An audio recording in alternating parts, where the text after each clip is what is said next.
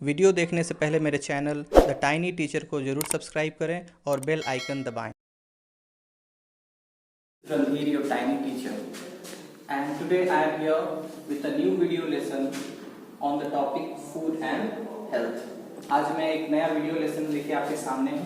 ये जो चैप्टर है फूड एंड हेल्थ, ये क्लास 5 का पहला चैप्टर है और जिसमें हम लोग एक वीडियो ऑलरेडी पहले बना चुके हैं और उस वीडियो में हमने जाना था कि फूड क्या होता है, फूड में जो न्यूट्रिएंट्स होते हैं उनके बारे में हमने जाना था और न्यूट्रिएंट्स में हमने विटामिन तक जाना था, vitamin A, vitamin C and vitamin D.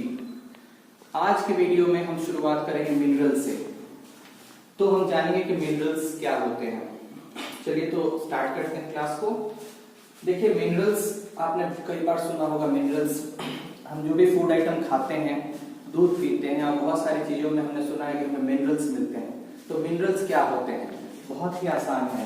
Minerals क्या है? Minerals are nutrients. Minerals nutrient होते हैं which keep our body healthy, जो हमारी बॉडी को हेल्दी रखते हैं। आपको पता है कि फूड से हमें न्यूट्रिएंट मिलते हैं जैसे कार्बोहाइड्रेट्स, प्रोटीन्स, फैट्स और विटामिन हमें मिलते हैं। सारे न्यूट्रिएंट्स का अलग अलग फंक्शन है। कार्बोहाइड्रेट से हमें एनर्जी मिलती है, फैट से हमें वार्मथ और एनर्जी मिलती है, प्रोटीन हमारी बॉडी को बिल्ड करता है, ग्रोथ देता है, हमारी बॉडी को ग्रो करने में मदद करता है और विटामिन हमारी बॉडी को हेल्दी रखती हैं। जैसे विटामिन हमारी बॉडी के लिए बहुत ही इंपॉर्टेंट है, वैसे मिनरल्स भी हमारे बॉडी के लिए इंपॉर्टेंट है क्योंकि मिनरल्स क्या करते हैं? हमारी बॉडी को हेल्दी रखते हैं। तो मिनरल्स के बारे में हम कह सकते हैं कि minerals are nutrients which keep our body healthy. तो हमने न्यूट्रिएंट्स के बारे में जाना। अब हम जानेंगे कौन कौन से न्यूट्रिएंट्स हैं। न्यूट्रिएंट्स बहुत से टाइप के होते हैं जो कि हमें फूड में मिलते हैं, लेकिन क्लास 5 में हमें दो न्यूट्रिएंट्स के बारे में जानना जरूरी है। पहला है कैल्शियम और दूसरा है आयरन। तो सबसे पहले हम कैल्शियम के बारे में जानेंगे। कैल्शियम क्या है? तो आप कह सकते हैं कैल्शियम क्या है, इसका आंसर ये आप कह सकते हैं कि कैल्शियम क्या है? कैल्शियम एक मिनरल है। कैल्शियम एक मिनरल है, तो हम कह सकते हैं कैल्शियम इज अ मिनरल। अब कैल्शियम का फंक्शन क्या है? कैल्शियम क्या करता है हमारी बॉडी के लिए?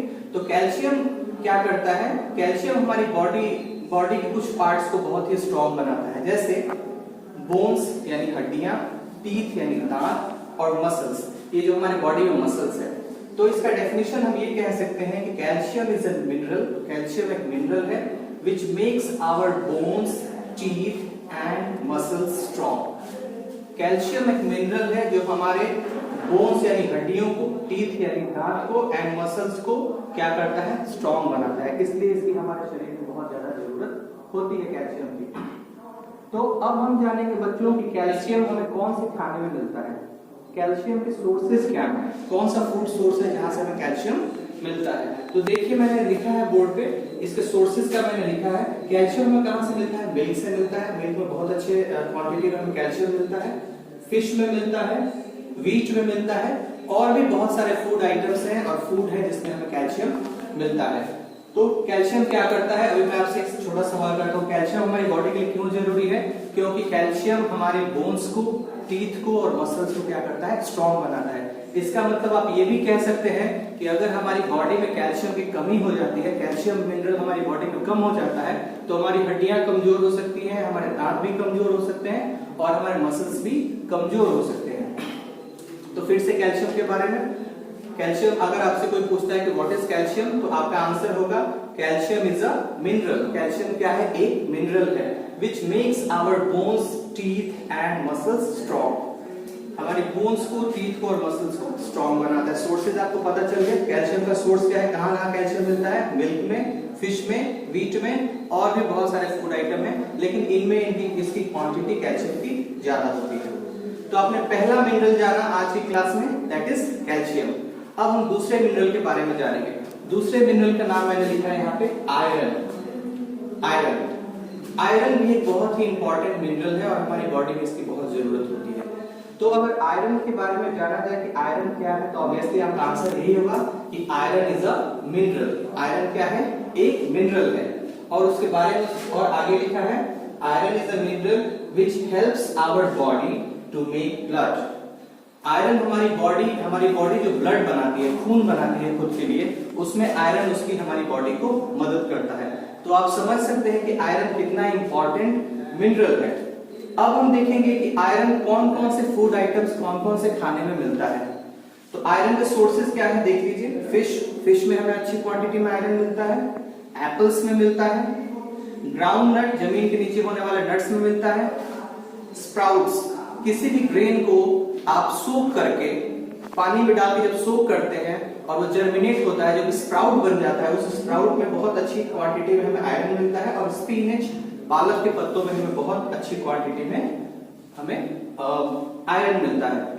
तो अभी तक की क्लास में हमने मिनरल्स के बारे में जाना। मिनरल्स क्या होते हैं? Minerals are nutrients which keep our body healthy, जो हमारी बॉडी को हेल्दी रखते हैं। और दो न्यूट्रिएंट के बारे में हमने जाना, पहला है कैल्शियम और दूसरा है आयरन। कैल्शियम क्या है? कैल्शियम एक मिनरल है which makes our bones, teeth and muscles strong. Sources क्या है कैल्शियम के?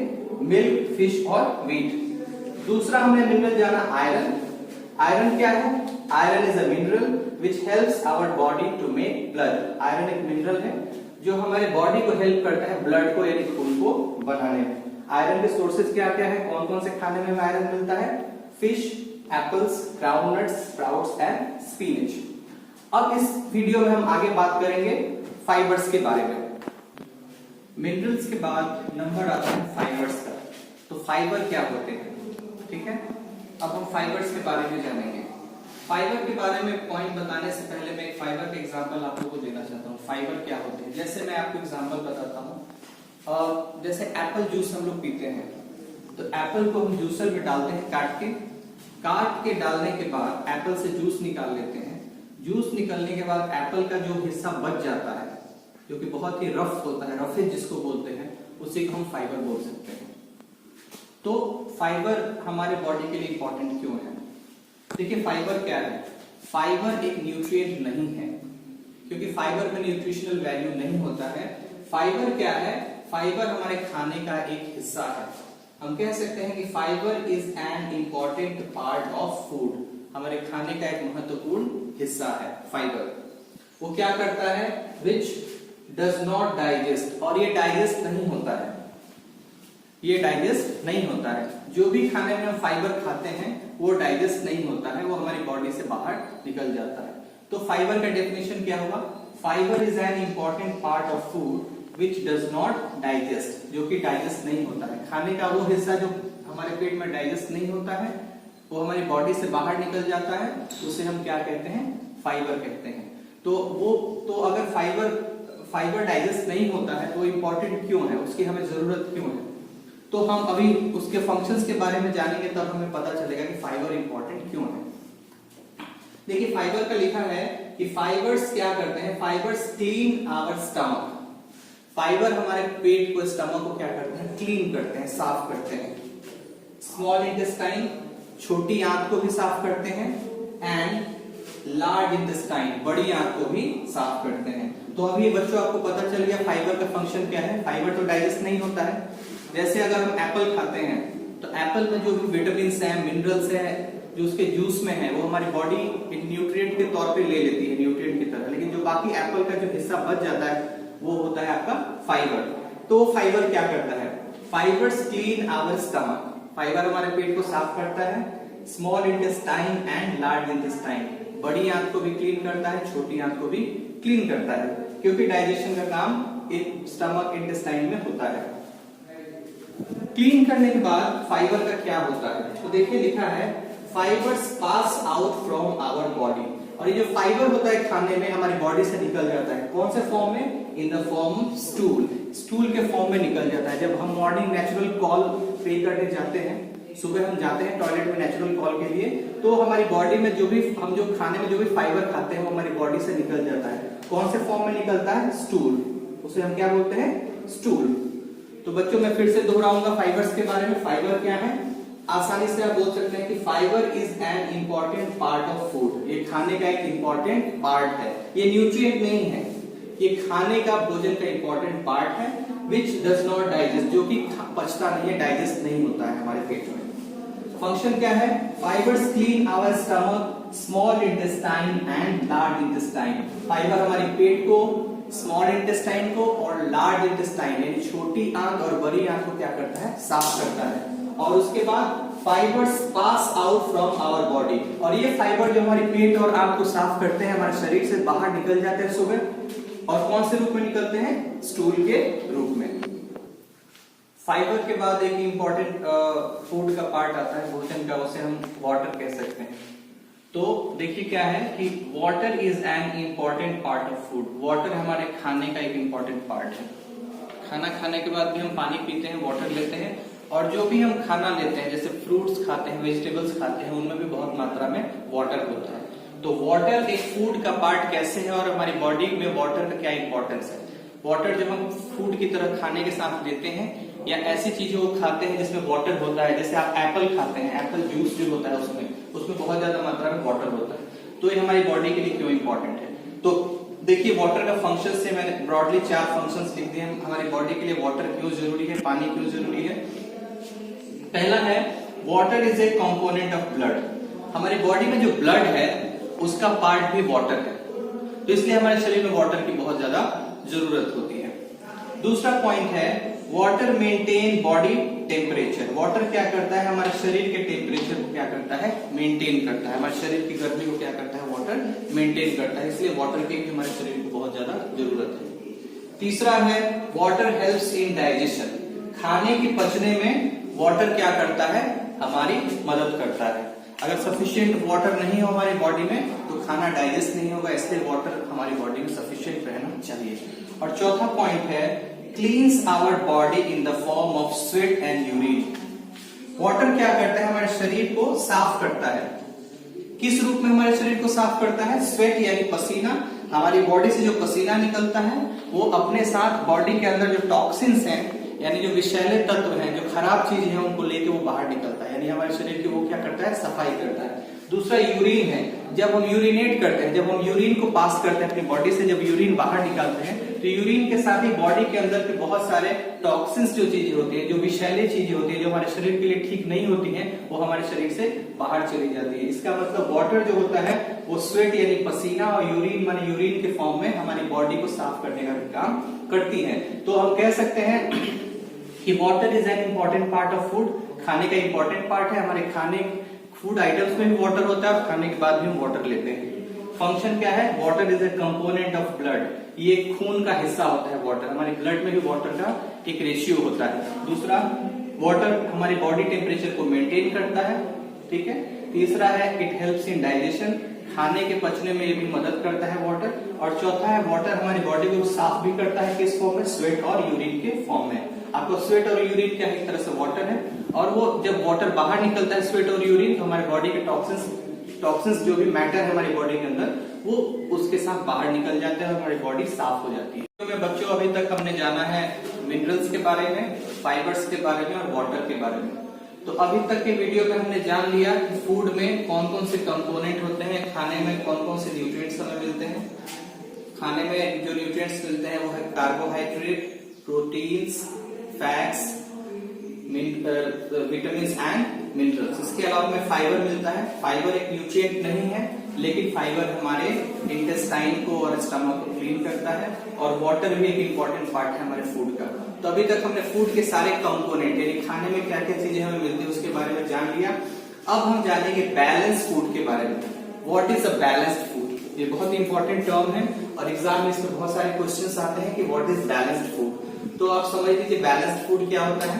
बैलेंस्ड फूड है अ food which has all nutrients in right amount. एक ऐसा खाना, ऐसा भोजन जिसमें सारे न्यूट्रिएंट क्या हो, राइट अमाउंट में हो, यानी सही मात्रा में हो। आपको पता है कौन कौन से न्यूट्रिएंट हमें खाने में चाहिए। कार्बोहाइड्रेट चाहिए, प्रोटीन चाहिए, फैट चाहिए, विटामिन चाहिए और मिनरल्स चाहिए। और दूसरी बात, हमें सबसे ज्यादा बॉडी किस चीज की जरूरत है, एनर्जी की जरूरत है, यानी हमको सबसे ज्यादा कार्बोहाइड्रेट चाहिए, फिर ग्रोथ और रिपेयर के लिए हमें प्रोटीन चाहिए, फिर एनर्जी के लिए हमें फैट चाहिए और विटामिन और मिनरल्स चाहिए हेल्दी रहने के लिए। तो ऐसा खाना जिसमें ये सारे nutrient, carbohydrate, protein, fat, vitamin, minerals सही अमाउंट में, सही मात्रा में मिले, उसे हम क्या कहते हैं, बैलेंस फूड कहते हैं। A food which has all nutrients in right amount is called a balanced food. उस खाने को हम लोग बैलेंस फूड कहते हैं। अब जैसे मैं एग्जांपल बताता हूँ, हमारे यहाँ नॉर्थ इंडिया में नॉर्मली हम लोग क्या खाना खाते हैं? राइस, बॉइल्ड राइस खाते हैं, उबला हुआ चावल, बॉइल्ड पल्स खाते हैं, उबली हुई दाल, उसके साथ हम लोग वेजिटेबल्स, कुक वेजिटेबल्स खाते हैं, और हम लोग फ्रूट्स खाते हैं। अब देखते हैं कि बैलेंस डाइट है कि नहीं। अभी देखिए, आप जब हम राइस खाते हैं तो राइस से हमें कौन सा न्यूट्रिएंट मिलता है बच्चों?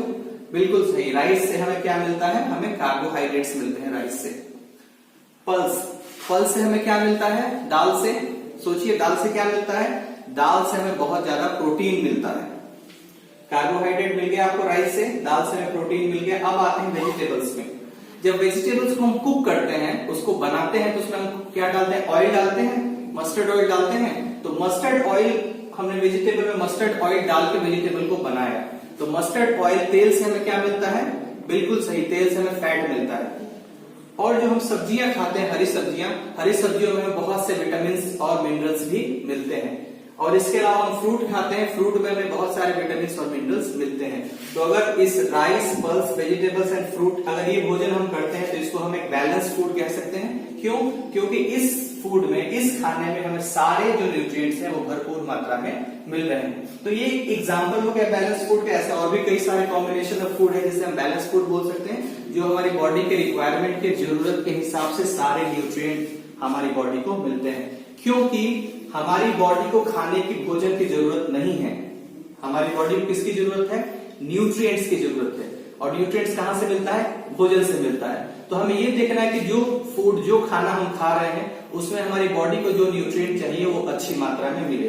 दूसरी बात यह है कि किसी एक न्यूट्रिएंट की कमी से हम बीमार पड़ सकते हैं या हमारी बॉडी कमजोर हो सकती है। इसलिए हमारा खाना, हमारा फूड कैसा होना चाहिए? हमेशा हमारा खाना होना चाहिए बैलेंस फूड, यानी हमारा खाना, भोजन ऐसा होना चाहिए जिसमें हमें सारे न्यूट्रिएंट सही अमाउंट में, राइट अमाउंट में मिले। आपका कैचवर्ड हो जाएगा न्यूट्रिएंट्स और राइट अमाउंट।